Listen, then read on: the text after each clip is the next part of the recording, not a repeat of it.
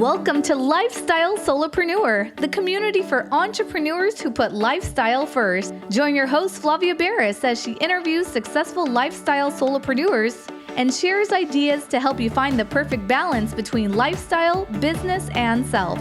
Flavia is an attorney, marketing expert, and founder of several online academies. She's been featured in major media, including BBC World News, The Wall Street Journal, The New York Post, ESPN Television, and more. Join us for this episode of Lifestyle Solopreneur.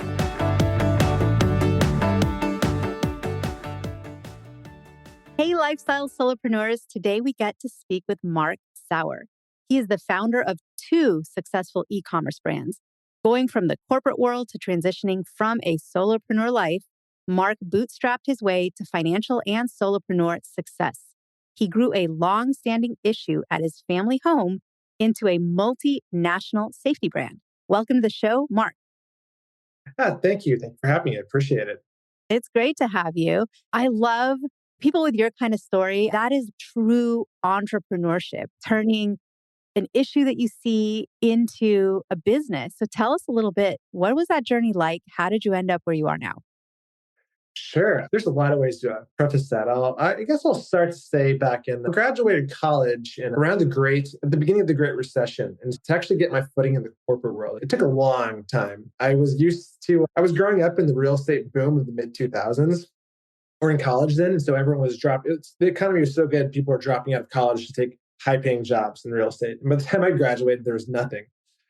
And so I spent a lot of time trying to get into the corporate world, and I worked so hard to do that. And once I did get in, I was gung-ho about making it up to the top, reaching what other people wanted me to do, trying to make different goals, get promoted, et cetera, et cetera. And then I realized that's not really that wasn't really what was in the cards for me. And after a couple of years, I gave up on that. I'm like, what do I do now? And then I realized that I had a friend who lived abroad. He was teaching English in Taiwan. And he was the first solopreneur that I knew. And he started by doing weird little things that actually grew into something big to sustain him. And I realized, going from the corporate mindset to, oh, wow, my friend's actually right. His ideas at first were silly and stupid, but wow, they actually made him money. And he sold that business, and now he has no job. And he just lives the lifestyle he wants to.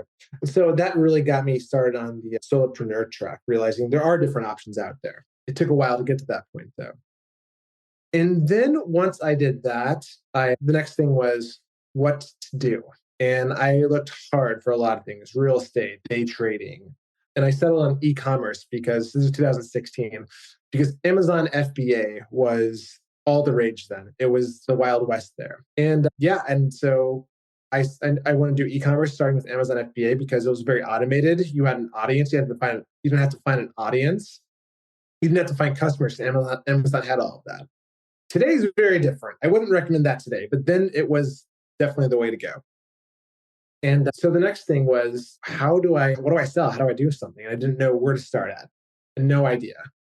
And I guess the next thing I did was listen to nonstop podcasts about different ideas. And I just did all the research I could, just go into stores, look at products and such. And I was so desperate to find that first idea, because the corporate world I hit a dead end there, that I called in sick for 4 days out of a week and saying I had the flu. But all I did was stay at home and just research what to sell. I was that desperate. And this is when I was living in Chicago, and I noticed everyone loved the Chicago flag, the municipal flag of Chicago. It's a cool flag. And I realized, oh, I'll put that in the necktie. Sure, people love neckties here. And that was my first product. And it wasn't exactly a success. It sold, but not near enough to sustain me. But the important thing was, I had been told before, one piece of advice is, this is for anyone out there just wanting to get out of the corporate world, wanting to do a solopreneur lifestyle, is just start, just do something. Make sure it doesn't break the bank.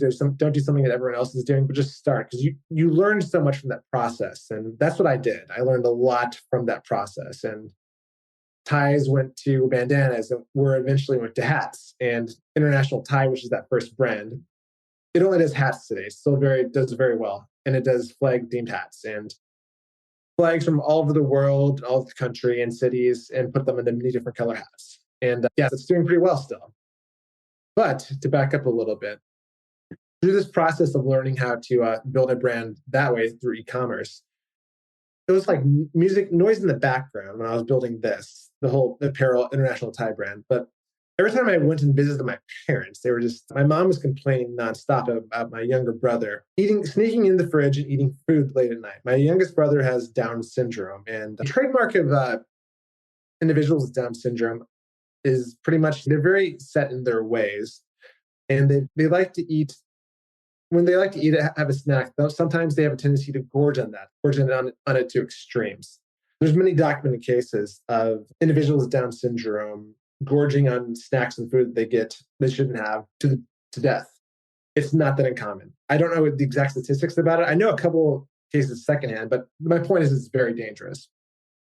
But this thing, my mom had been complaining about this so long about my youngest brother breaking into the refrigerator and stealing food. It was background noise. Just, oh, okay, keep hearing it, keep hearing it. Then after starting this first brand online, I'm like, wait, that's a problem. She hasn't been able to find a way to fix that.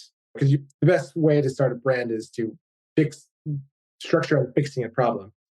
And then after a couple of Google and Amazon searches, I realized, wow, there's no real brand or product to restrict access to that kind of refrigerator or French door refrigerator. And that was my ultimate light bulb moment, realizing that there's a problem that I've been hearing about for years and that no one's really worked on it. And my apparel brand, it's doing pretty well and it's done pretty well. There's nothing like finding a problem that no one's addressed and fixing it. That just absolutely exploded. And you don't just get the growth, but you get people that are very passionate about it and thankful that you actually helped their life. So that's one takeaway I learned too. It's better to start a brand that directly solves an issue than it is just to do something that just complements someone's life. I love this story. And so you're running both businesses in parallel then? Correct. So Yes. tell us more about the journey of becoming an inventor. Because I'm assuming if the product didn't already exist, it's not like you could just become a wholesaler of something that's already out there, or maybe you're bringing it to a different market. It sounds like you had to start from scratch on this product. How did that go? How was that process? Oh, absolutely. I could write books about this subject. So once we identified the problem, the first thought was to do a medium duty plastic lockbox to fit inside a refrigerator. Because you'd be able to come and go, and you wouldn't be locking off other things like water or what other like vegetables for my younger brother or like people who might need it. But I was a CPA in the corporate world, and to go from a CPA who doesn't know anything about manufacturing or engineering design to designing a highly engineered plastic lockbox, that was hard. What plastic are you going to use? How are you going to find an engineer? How much do you pay the engineer? How do you know if the engineer is qualified to design that? How do you design it? What is your role in it? You learn that step by step. And it's the hardest thing about a solopreneur starting out is that it wasn't cheap. It costs a lot of money. And one thing I learned later is you spend money strategically, but you don't want to be too cheap if you're designing something. But I was figuring out how to design this lockbox that's safe. And in the meantime, I'm like, wait, why don't I just put a lock on the refrigerator? And that first product was essentially a luggage lock, like a luggage strap lock that was shortened to fit a French door refrigerator handles, a pair of French door refrigerator handles. And that was the first idea. And I just went to a factory in China, I found an Alibaba, and I had them design it, or had them just make it to the length I needed to. And that was the first product. And a funny story is that to design this actual product, the strap lock for the refrigerator with the luggage lock, I went to every single appliance store in the town. I was living in St. Louis at that point. I went to every single appliance store in town, Home Depot, Lowe's, Best Buy, and I measured every single French door refrigerator, like 250. And so I had an idea what size fit the best average of refrigerators. I love that you did that research on the ground, boots on the ground. Like you were walking into everyone, the salesperson was looking at you and they were like, that's not what people are usually measuring, because people usually Right. measure the depth and the height and all the shoppers. So they might have given you a little bit of side eye. Did They you have did. And when they'd approached me like, can I help you? And I'd give them the most like nonsensical answer possible. They saw that I wasn't stealing, but they might have thought I was just a bit crazy. And they're just like, okay, I'll just leave you alone. Bye. It worked every time. That is too funny. I love that story. So I'm guessing from your story that this is an invention, has Mhm. had several iterations over time. So tell us, how it went and how it developed from there and the growth of the journey and the product, especially how you marketed this. I'm really curious to know. Sure. The first product, I just threw it up on Amazon. It was one strap lock, and the sales took off, and the sales they were so great. There was no competitors, and I'm like, wow, I can just coast on this. But right there, I made probably my biggest mistake I made in business is that I didn't anticipate competitors, because people on Amazon, other sellers can see your sales and how well you're doing, and people were seeing how this new product was doing quite well. So someone in China saw this and made a 2-pack for cheaper the price.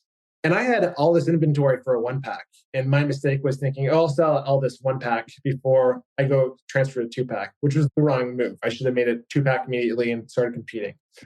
They slightly outsell me to this day, but from that idea, I just realized you got to be in the defense when you're launching a product like that. You have to anticipate the next wave of competition. And so that was the strap lock was the first lock. And so I did a cable lock, like a bike lock, shortened for like a stronger one with a cable in between, the combination. And then I did black, I did white, I did 1-pack, I did 2-pack, 3-pack, and shorter, longer. Just tons of variations. And then I did like a key lock, same thing, black, white, shorter, longer size, like a key to not key to like, just up to I think it's 50 variations right now of those ideas. And because I learned from the first mistake, I was able to anticipate competition that those to this day have had very little competition, and they're dominating the market still, because to compete with those, you'd have to put a lot of capital and a lot of experimentation, because it's just a lot of different products on one listing, a lot of different sizes. And I haven't had anyone to be able to compete against that. And it's managed to work so far. Yeah. And for the lockbox, I the same thing. I just got a lot of feedback off my locks from customers who called, and I was able to like design it accordingly, and things that I might want in the future, things that people might possibly want. And the designs worked. There were some problems with QC and getting it made in the factory at first, but now it's smooth. But yeah, little hiccups at first, but it works now. This is so great. So tell me a little bit about how do you know your client? Because one downside of selling through something like Amazon is it's also an upside, right? You don't have a lot of client contact. Amazon can even do your fulfillment for you. And so there's so many benefits to Amazon, but one of the downsides is you might not know your client or be able to survey them as well as if it was a direct purchase from your website or they were directly on your email list. So I'm curious if you know who your clients are primarily, and is it just parents with kids with special needs? Is it a lot of people on diets? Is it roommate situations like, say, don't put your hands on my milk? Like, I'm so curious to know, who are your clients? How did you find out who your clients are? And if that's changed over time? That's a really good question. And you're right. Amazon does not give you access to your clients. You don't own your customer. And that's been a barrier. But the first thing I did was put up a website with a phone number on it, which with the Google number that goes directly to my phone, and an email address. And so people would email and ask specific questions and talk about the situation they were dealing with. And a lot were down to the original idea, but there's also Prader-Willi's, which is that people with Prader-Willi's have an eating disorder. There's autism. There was a few other things I was not sure about, and just I can't tell you statistically the kind of people who actually use it, but I can tell you anecdotally the people who've come to me, who self-selected come to me to ask questions. It's been a third people with some development, with kids with developmental disability, probably more than a third. And the rest is split between parents with just kids, toddlers, kids, preschoolers, and the rest is roommates. And there's dementia as well. And just because I've set up the website, people would come off of Amazon and contact me that way. And I was able to ask about their situation, or they explained it to me. And so that provided quite a good insight. At the beginning, I was the first person to launch these products. I had people literally email me just to say, thank you. This has changed my life. This saved my autistic son's life because he was gorging on food before. Yeah, it's hard. You're right. It's hard to get access to these people, but they came to me, and I was able to get a great amount of insight because of that. It must feel so good to know that a product you invented and that you're putting out into the world is generating responses and people reaching out to you, that you changed their life, that you might have saved a life. That must Mhm. feel good. I have to say, there's so many benefits to being an entrepreneur. But every now and then, an entrepreneur starts a business that gets that kind of response where people are like, you saved me. I had no solution. You are the solution. Thank you so much. I think that's great.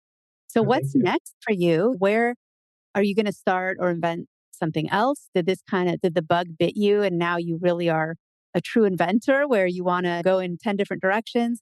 Or do you want to just double down on what you're doing now, which is two parallel businesses and just grow both of those and leverage those forward? And that's a really good question. And I mentioned earlier in this podcast how I said I started in 2016, 2017, and it's a different world today with Amazon. And Amazon's changed quite a bit. There's a lot more sellers, a lot more competition. It's if you got an idea, you better and you're launching it today, it better be patented or very unique where someone can't copy it because it's definitely turning into a race to the bottom there. And in addition to that, there's a lot of pressure on Amazon to mimic Temu, which has had huge growth in America. And I'm not sure how much your listeners know, but Temu is pretty much it's set up for factories shipped directly from China in under like about 2 weeks. They'll receive their product in about 2 weeks. And they operate in razor thin margins. And so they're trying to undercut Amazon. So Amazon's doing everything they can to fight with them. And the losers in that are people who sell on Amazon. And so I see this business being quite viable. It's doing great, but there's some dark clouds on the horizon in terms of Amazon, the biggest e-commerce seller. So my focus is to really it's refocusing on my actual websites and other means of marketing to get sales off of Amazon because it's not the same as it was back in the day. And I've got another brand that I'm actually opening. It's bringing production in house for international tie. I'm actually starting that, but I'm actually buying an expensive embroidery machine to actually make those hats one by one. And so there's a lot. So I can design and make new hats on a moment's notice as opposed to having to order them from abroad. So it's essentially I am trying to figure out my way off of Amazon, which a lot of people are, as well as just bringing production in house to create better margins. Yeah, that's where I say I'm at today. It's amazing. So I love asking entrepreneurs, especially creators of new businesses, because you can be an entrepreneur. You bought a business, like you could have bought a restaurant. It's been there for 30 years. You bought it. Now it's your restaurant. You're an entrepreneur. You're a business owner, but you're not necessarily going to go change the name of the restaurant because it has goodwill. And part of the price you paid is probably because it already has a clientele and people that love the food there. But when someone starts something from scratch, they get to name their product. They get to name their company. It's like naming a kid. So I'm just curious, did you go with something whimsical? Did you go with something just functional and very just descriptive? Or was that naming process not part of the fun for you? Because I think what's fun for one entrepreneur is almost like a chore or a boring task or an unwanted task for another entrepreneur. So I'm curious, what is the name of your product? What went into the name? And if you have any stories about that. Oh, I got some good stories about that actually. I made a rookie mistake in my first brand. I said the apparel brand, my first brand, I named it after a necktie, international tie, because it was going to have international flags on ties. That's a bad idea because you're naming it after a specific idea, specific product, and you never know where you're going to pivot to in that business. And a lot of people do that. That's a very newbie mistake that I made. And it's funny because if you look out in like brands in specific markets, you'll see a lot of companies that have names that don't really have what to do what they're doing with, or they'll get into another related business line and they have to open up another business because the first name doesn't fit the second business at all. Once I noticed that, I realized I made that mistake. You realize that actually a lot of brands have done that. They don't know what they're doing. They've got the wrong name. And they grow with it because they can't change this. It's so much in the branding stuck with it. And let's see. I think like on Shark Tank that a lot, and there's just different brands like direct to consumer brands. So having learned that on my second brand, Urban August, I named it Urban August because those are my grandfathers. It's both of their first names, immigrants from Germany, so they're both German names. And Urban August. And it's unique and it's generic. You can go a lot of ways with it, and it's not too descriptive. And I'm starting another company which is doing custom. It's doing custom headwear and just custom embroidery. And so I learned that from my previous two examples, I put a lot of time into naming it, and I thought of a name that's not too specific, not too generic, And one thing I did for that is it took a couple days. It took definitely a couple days. One, I had the USPTO database. I searched it there, and then I searched the web address and see how much the website cost, and then use ChatGPT to give me like different other combinations. It took a lot of work, and I was living in Silicon Valley then. I just moved out of there a couple months ago. And I talked to some friends who are pretty big techies. They spend their life in tech and automating things with their AI, and I explained the process to them, and they're like, yeah, I don't know how you'd automate that. There's no easy way around that. So it took a lot of brute force in using ChatGPT to give me different ideas. You gotta check the website. And if you find a cool name, cool, the website might be available, but guess what? It's going to be $40,000 for that domain. And yeah, you have an idea, you just want to rush at it, but then you realize you have to start a name. It's for most people, it's not that easy. You just gotta put your time, you gotta put your work into it, and just figure out what's gonna work, what's gonna be the best going forward. I love those stories. And also with your second company, it's a nice nod to your legacy, right? It's nice to use the naming of your products and companies to recognize something that matters to you. It could be a family member, maybe a sport, maybe your favorite, I don't know, species of bird, something that just feels very personal to you, but makes a great brand. So that's a fun story. So tell me a little bit, because earlier on you said the main advice you can give to an entrepreneur is just start. But you also said, don't do something that you wouldn't be able to recover from financially if for some reason it doesn't work. And I just think that is such good advice, especially the just start, because I know a lot of people who have basically built companies from zero to very detailed and complicated, but it's all in their head. Like they have not yet taken a single step, but they haven't even written the business plan, but in their head, they're already celebrating the company's 1 year anniversary with all of its success and everything's great. But for some reason, there's either a procrastination or a hesitation or a reluctance to actually put things into motion. But you're like, no, you got to just dive in because you're not going to learn unless you do, right? Right. If you want to learn to play basketball, you got to throw the ball at the hoop, and it's probably not necessarily going to go in the first time. As our parting words and final thoughts, what are some things that you would tell to that entrepreneur who's sitting there and maybe they already tried and failed, or it wasn't quite right, but they may still be stuck in some corporate job that isn't for them and not enjoying it and wishing that there was more and just wanting that dream of being self-employed. So what would you say to help someone get from inaction to action that could maybe change their life? Yeah, absolutely. Let me think. I'd say the best thing you can do is seek out people, whether on podcasts, on LinkedIn, I just through others' stories or books or magazines or whatever resource you have that were once in your position and now they're not. Yeah, one thing I tried to get into is real estate. When I was living in Chicago, I found a great house. Right, I see a lot of your podcasts are about real estate. This might be relevant to some of them. I wanted to get into that. In real estate, a lot of times, not all the times, you have to put a lot of money up front. So imagine you invest a lot of money in that and it goes belly up. Real estate's safer than what I'm doing. But for a beginning investment, at least. And there's a house when I was living in Chicago, there's a house I found right across from Northwestern. And it was the first house that I looked at as a multi-unit. And I wanted to invest in it so badly, but it was at the extreme amount, pretty much the limit that I could pay. And I talked to friends and family, now it's too risky. That tripled in 3 years, the price of that, the sales price of that. That would have set me apart. That would have been incredible. You want to start, but you want to make sure it's safe too. I know lots of examples of people that have tried something small and it didn't work and it discouraged them. But I also know a few examples. This is definitely a cautionary tale. I know a few examples, friends of friends, that because they heard some idea worked online or worked for someone else and they went all in on a new idea while they're working at a day job. And they put so much of their savings into an idea and it went belly up. And they're stuck with either a lot of inventory or something that just is not a business that's losing money.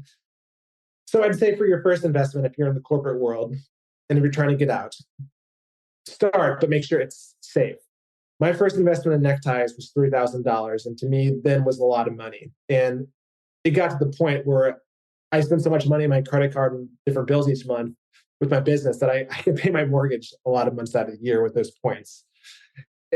And you grew into that. You grew into be able to make big purchases like that. So it's all about risk management, being very strategic at the beginning. Because if you fail, you want to be able to stand up and try again. And the more you invest in yourself and in your business, the more confident you feel, the more you know which way that the return is going to be, and you're just going to feel real better about it. I launched a new product a couple months ago, and I swore it was going to be fine, and it failed, and I lost the money. But I was at that stage in my career where it didn't bother me. It was just, hey, you win some, you lose some, and yeah, it's all about risk management at the beginning. But the most important thing is just do something that it'll teach you something, and you'll feel much confident going forward, or building that, or doing another thing. So listeners are listening, probably wondering how they learn more about you, your business, how they can secure their fridge. There's people listening going, oh my goodness, my roommate keeps spilling the milk and I need this, and we each need our own fridge with our own locks. And that's fine too. There's so many different people that probably need not just your product, but the inspiration that you provide by being an example of someone who did take action and made it happen. And like you just said, you fell a couple times but you got back up. And overall, I think from hearing what you're saying, you're happier today as an entrepreneur than you would have been if you had just stayed a CPA for all these years. And correct me if I'm wrong, but how do people you're correct. There's no going back. Good. How do people connect further with you? How do they learn about your product? How do they find you on Amazon? How do they find your website? Tell people how to connect with you before we part ways today. Sure. I'll give you these for the show notes, but my LinkedIn is probably the best way to connect with me. I never deny an invitation. So that's probably the best way. But also my websites are Urban August, like urban and augustamonth.com, and internationaltie.com. Those are my websites. And I'll give you the link to my LinkedIn. Marc, it has been a really fun conversation. I think your story is great. I really do. And I hope that it inspires all of us to take more action, to take a few more risks as long as they're not too risky, and to just find that path that makes the most sense, where we can honor our family, maybe name a product or two after some relatives or ancestors. And I think you're great. So keep doing what you're doing. And thanks again for sharing your expertise on the show with us today. Hey, thanks a lot. I really appreciate it. Hey everyone, thank you so much for joining us, and I hope you enjoyed the show. Don't forget to subscribe to this podcast, and if you leave a review on iTunes, I promise I will read every single review. If you know someone who makes a full-time living from part-time work, and maybe this is you, please visit lifestylesolopreneur.com to nominate a guest or to nominate yourself. Because remember this, money doesn't buy happiness. But money in the hands of a happy person, there is no greater tool.